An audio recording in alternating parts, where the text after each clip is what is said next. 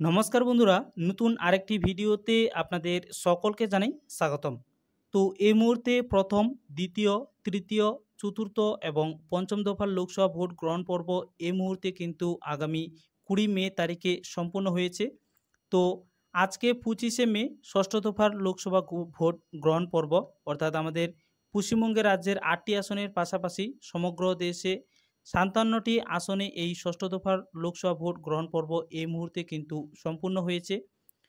তো আমাদের পশ্চিমবঙ্গের রাজ্যের 8টি আসনের পাশাপাশি বিহারে ছিল 8টি আসন, হরিয়ানাতে ছিল 10টি, তারপর ঝাড়খণ্ডে ছিল 4টি আসনে এবং উড়িষ্যাতে ছিল 6টি আসনে, উত্তরপ্রদেশে ছিল 14টি আসনে এবং দিল্লিতে ছিল 7টি আসনে।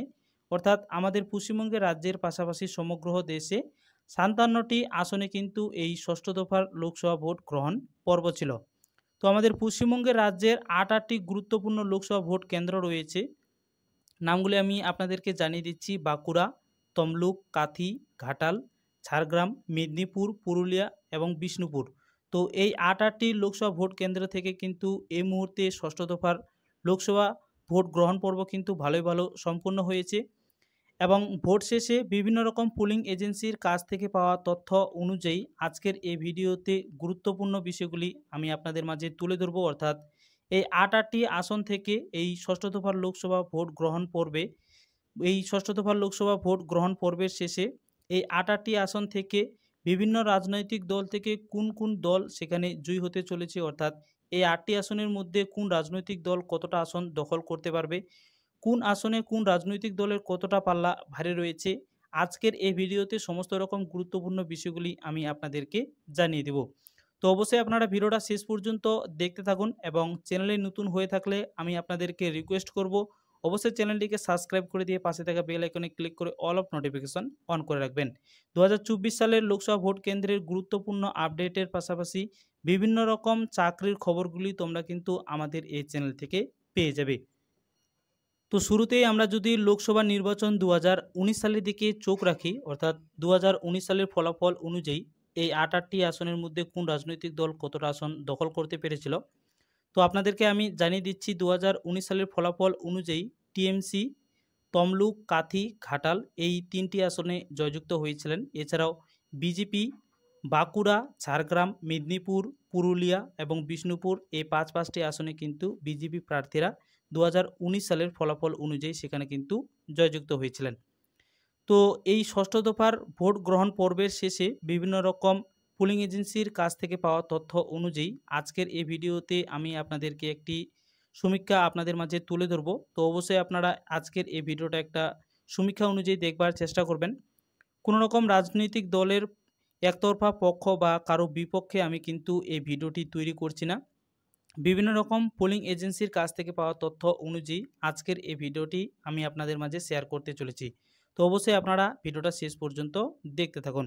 আমাদের পশ্চিমবঙ্গের রাজ্যের এই আটটি আসনের মধ্যে সম্ভাব্য কোন রাজনৈতিক দল কতটা আসন দখল করতে পারবে সেই বিষয়টি আজকের এই ভিডিওতে আমি আপনাদেরকে দেখিয়ে দেব। তো প্রথম এখানে সাংসদের নাম রয়েছে বাঁকুড়া সাংসদ। তো 2019 সালে ভোট ফলাফল অনুযায়ী বিজেপি থেকে মনোনীত প্রার্থী সুভাষ সরকার সেখানে কিন্তু 2019 সালে জয়যুক্ত হয়েছিলেন এবং 2024 সালে বিভিন্ন রকম রাজনৈতিক দল থেকে বিভিন্ন রকম প্রার্থীরা সেখানে মনোনীত হয়েছেন। তো 2024 সালে ভোট গণনা অনুযায়ী এ বাঁকুড়া সংসদে এখন বর্তমান ভোট প্রার্থী রয়েছে 17,80,580টি এবং বিজেপি থেকে এখানে প্রতিদ্বন্দ্বিতা করছেন সুভাষ সরকার। তৃণমূল থেকে এখানে মনোনীত প্রার্থী রয়েছেন অপরূপ চক্রবর্তী। সিপিএম বাম জোট প্রার্থী এখানে রয়েছে নীলাঞ্জন দাশগুপ্ত। তাছাড়া এখানে রয়েছে এপিআই থেকে মনোনীত প্রার্থী রয়েছে গোপাল মুর্মু এবং বিভিন্ন রকম নির্দল প্রার্থীরা এখানে কিন্তু প্রতিদ্বন্দ্বিতা করছেন। তো 2024 সালে সম্ভাব্য সমীক্ষা অনুযায়ী এই আসনটি কোন রাজনৈতিক দখলের আসতে চলেছে সে বিষয়টি আমি আপনাদেরকে জানিয়ে দেব। তবে তার আগে 2021 সালের এই বাঁকুড়া সংসদের 7টি গুরুত্বপূর্ণ বিধানসভা কেন্দ্রের মধ্যে 3টিতে টিএমসি এবং 4টিতে বিজেপি প্রার্থী এখানে কিন্তু জয়যুক্ত হয়েছিলেন। তো 2024 সালে সম্ভাব্য সমীক্ষা অনুযায়ী এ বাঁকুড়া সংসদ কোন রাজনৈতিক দখলে আসতে চলেছে, অর্থাৎ এখানে কার পাল্লা বেশি ভারী রয়েছে আমি আপনাদেরকে দেখিয়ে দিচ্ছি। টিএমসি এই লোকসভা ভোট কেন্দ্রে পিছিয়ে রয়েছে, কংগ্রেস সিপিএম জোট প্রার্থী এখানে পিছিয়ে রয়েছে, বিজেপি এখানে কিন্তু এগিয়ে রয়েছে। অর্থাৎ বাঁকুড়ার সাংসদ আরেকবার কিন্তু বিজেপির দখলে আসতে চলেছে। তারপর এখানে সাংসদ রয়েছে তমলুক সাংসদ। তো 2019 সালে ভোট ফলাফল অনুযায়ী তৃণমূল থেকে মনোনীত প্রার্থী দিব্যেন্দু অধিকারী এখানে জয়যুক্ত হয়েছিলেন এবং 2024 সালে কোন কোন প্রার্থী এখানে প্রতিদ্বন্দ্বিতা করছেন জানাবো আজকের এই ভিডিওতে। তো 2024 সালে বিভিন্ন রকম রাজনৈতিক দল থেকে এখানে বিভিন্ন রকম প্রার্থীরা মনোনীত হয়েছেন। তো 2024 সালে ভোট গণনা অনুযায়ী এই সংসদে এখন টোটাল ভোটারগণ রয়েছে 18,50,741টি। তৃণমূল থেকে এখানে মনোনীত প্রার্থী রয়েছেন দেবাংশু ভট্টাচার্য। বিজেপি থেকে এখানে মনোনীত প্রার্থী রয়েছেন অভিজিৎ গঙ্গোপাধ্যায়। সিপিএম থেকে মনোনীত প্রার্থী রয়েছে সায়ন গঙ্গোপাধ্যায়। তারপর এখানে রয়েছে আইএসএফ থেকে এখানে মনোনীত প্রার্থী রয়েছে মহিউদ্দিন আহমদ মাহি। তারপর এখানে রয়েছে বিএসপি থেকে প্রতিদ্বন্দ্বিতা করছেন সাবিত্রী বিসাই। এছাড়াও কিন্তু বিভিন্ন রকম নির্দল প্রার্থী এখানে কিন্তু প্রতিদ্বন্দ্বিতা করছেন। তো 2024 সালে সম্ভাব্য সমীক্ষা অনুযায়ী তমলুক সাংসদ কোন রাজনৈতিক দলের দখলে আসতে চলেছে, তবে তার আগে এই তমলুক সাংসদের 7টি গুরুত্বপূর্ণ বিধানসভা কেন্দ্রের মধ্যে 4টিতে টিএমসি এবং 3টিতে বিজেপি প্রার্থী এখানে কিন্তু জয়যুক্ত হয়েছিলেন এবং সম্ভাব্য সমীক্ষা অনুযায়ী 2024 সালে এই আসনটি কোন রাজনৈতিক দল দখল করতে চলেছে। আপনারা এখানে দেখতে পাচ্ছেন পুলিং রিপোর্ট অনুযায়ী ফলাফল তমলুক লোকসভা কেন্দ্র 2024। এখানে কিন্তু টিএমসি পিছিয়ে রয়েছে, কংগ্রেস সিপিএম জোট প্রার্থী এখানে পিছিয়ে রয়েছে, বিজেপির পাল্লা এখানে ভারী রয়েছে, অর্থাৎ বিজেপি এখানে কিন্তু এগিয়ে রয়েছে। তো বোঝা গেছে। আচ্ছা, তারপর এখানে সাংসদ রয়েছে কাথি সাংসদ। তো 2019 সালে ভোট ফলাফল অনুযায়ী তৃণমূল থেকে মনোনীত প্রার্থী শিশির অধিকারী এখানে জয়যুক্ত হয়েছিলেন এবং 2024 সালে ভোট গণনা অনুযায়ী এখানকার টোটাল ভোটার সংখ্যা এখন বর্তমান রয়েছে, আপনাদেরকে জানিয়ে দিচ্ছি, এখানে টোটাল ভোটার সংখ্যা এখন রয়েছে 17,94,537টি। তৃণমূল থেকে এখানে প্রতিদ্বন্দ্বিতা করছেন উত্তম বারিক। তারপর বিজেপি থেকে এখানে প্রতিদ্বন্দ্বিতা করছেন সৌমেন্দু অধিকারী। কংগ্রেস অর্থাৎ জোট প্রার্থী থেকে এখানে প্রতিদ্বন্দ্বিতা করছেন উর্বশী বন্দ্যোপাধ্যায়। তারপর এখানে রয়েছে বিএসপি থেকে এখানে প্রতিদ্বন্দ্বিতা করছেন মাখনলাল মহাপাত্র। এছাড়াও বিভিন্ন রকম নির্দল প্রার্থীরা এখানে কিন্তু প্রতিদ্বন্দ্বিতা করছেন। তো 2021 সালের লোকসভা ভোট কেন্দ্রে আমরা যদি চোখ রাখি, অর্থাৎ 2021 সালের এই খাতি সংসদে 7টি গুরুত্বপূর্ণ বিধানসভা কেন্দ্রের মধ্যে 3টিতে টিএমসি এবং 4টিতে বিজেপি প্রার্থী এখানে কিন্তু জয়যুক্ত হয়েছিল। এছাড়াও 2024 সালে ভোট ফলাফল অনুযায়ী এই কাথি সংসদ কোন রাজনৈতিক দলের দখলে আসতে চলেছে আপনাদেরকে আমি দেখিয়ে দিচ্ছি। আপনারা এখানে দেখতে পাচ্ছেন পোলিং রিপোর্ট অনুযায়ী ফলাফল কাথি লোকসভা কেন্দ্র 2024। এই লোকসভা কেন্দ্রে অর্থাৎ কাথি লোকসভা কেন্দ্রে এখানেও কিন্তু বিজেপির পাল্লা ভারী রয়েছে, টিএমসি এখানে পিছিয়ে রয়েছে, কংগ্রেস সিপিএম জোট প্রার্থী এখানে পিছিয়ে রয়েছে। আচ্ছা, তারপর এখানে সাংসদ রয়েছে ঘাটাল সাংসদ।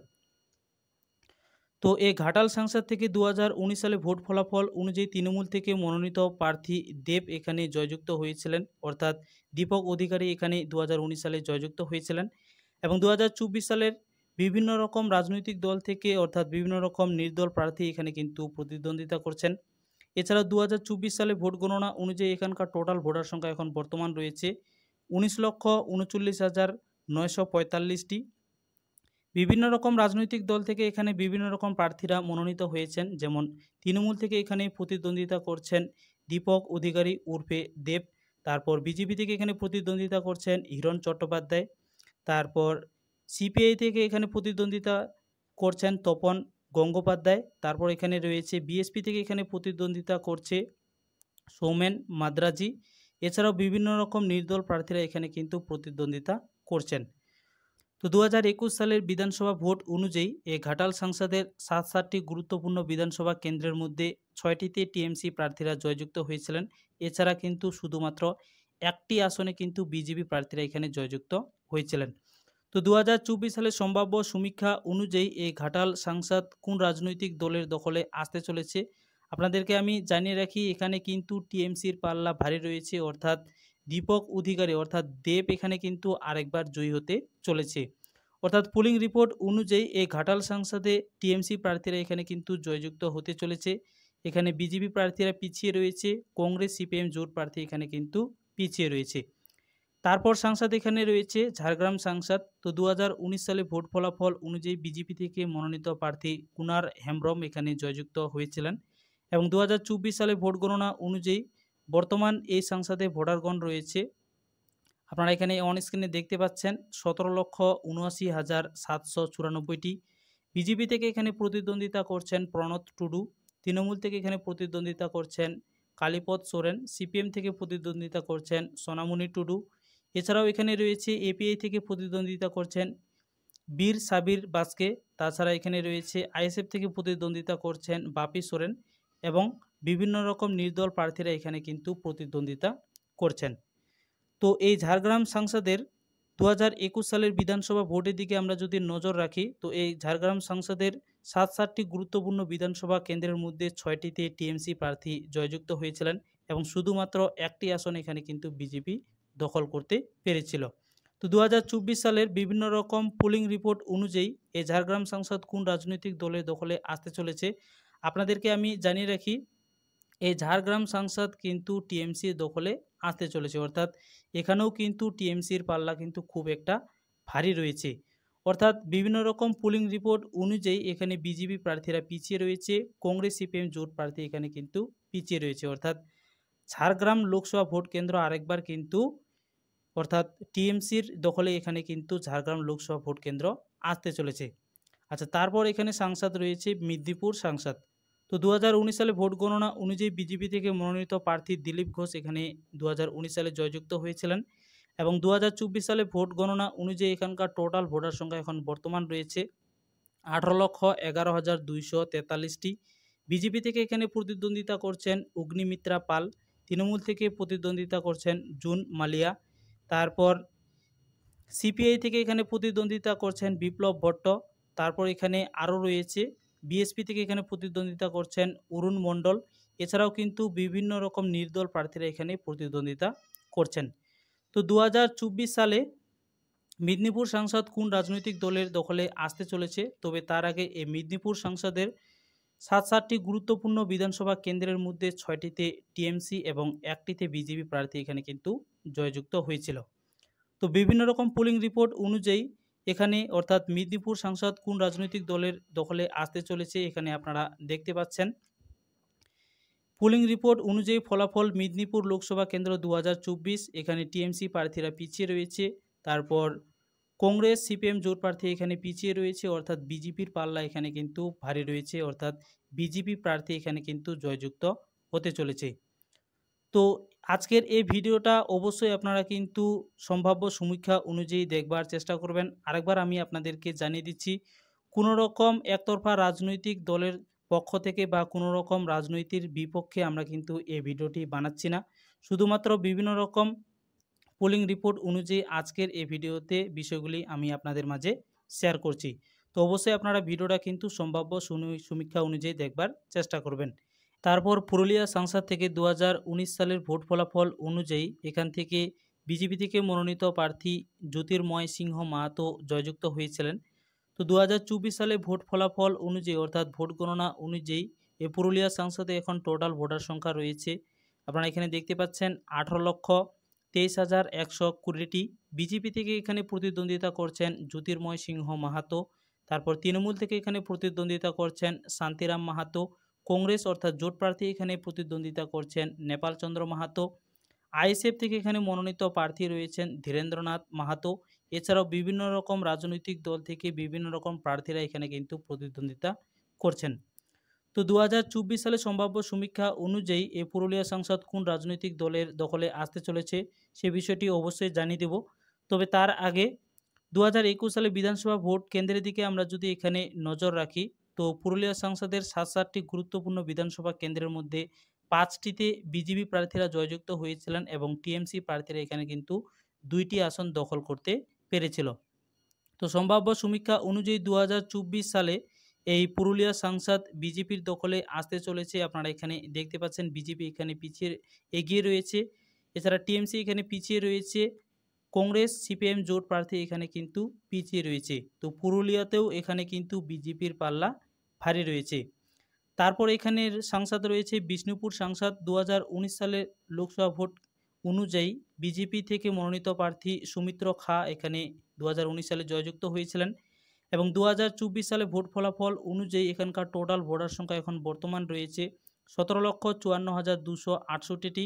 বিজেপি থেকে এখানে প্রতিদ্বন্দ্বিতা করছেন সৌমিত্র খা, তৃণমূল থেকে প্রতিদ্বন্দ্বিতা করছেন সুজাতা মণ্ডল, তারপর সিপিএম থেকে এখানে প্রতিদ্বন্দ্বিতা করছেন শীতল চন্দ্র কৈবর্ত, তারপর বিএসপি থেকে এখানে প্রতিদ্বন্দ্বিতা করছেন জয়দেব ঢাক। এছাড়াও কিন্তু বিভিন্ন রকম রাজনৈতিক দল অর্থাৎ নির্দল প্রার্থীরা এখানে কিন্তু প্রতিদ্বন্দ্বিতা করছেন।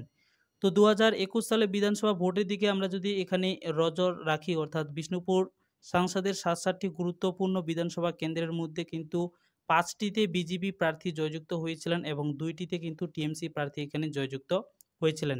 তো 2024 সালের সম্ভাব্য সমীক্ষা অনুযায়ী এই বিষ্ণুপুর সাংসদ কোন রাজনৈতিক দলের দখলে আসতে চলেছে সে বিষয়টি আমি আপনাদেরকে জানিয়ে দিচ্ছি। এখানে আপনারা দেখতে পাচ্ছেন।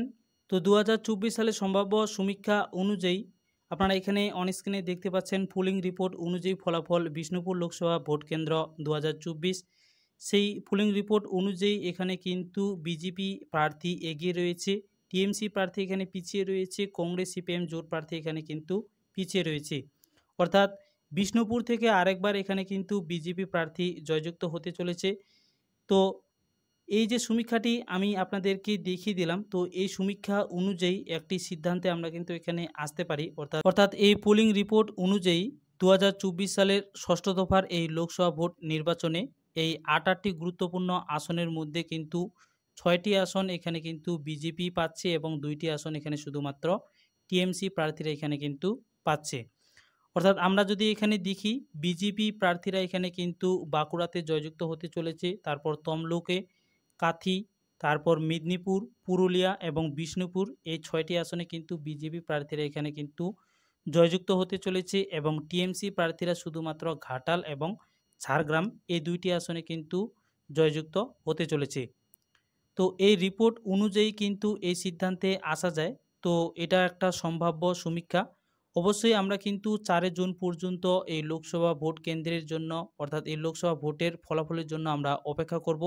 অবশ্যই আমরা আমাদের পশ্চিমবঙ্গের রাজ্যের পাশাপাশি দেশের বিভিন্ন রকম লোকসভা ভোট কেন্দ্রে থেকে কিন্তু আগামী 4 জুনে কিন্তু আমরা এই লোকসভা ভোটের ফলাফল আমরা দেখতে পাবো। তো এই ছিল আজকের ভিডিও গুরুত্বপূর্ণ লেটেস্ট আপডেট। বিভিন্ন রকম পোলিং রিপোর্টের উপর ভিত্তি করে কিন্তু আজকের এই সমীক্ষাটি তৈরি করা হয়েছে। তো অবশ্যই আজকের এই ভিডিওটি আপনারা কিন্তু সমীক্ষা হিসেবে দেখবার চেষ্টা করবেন।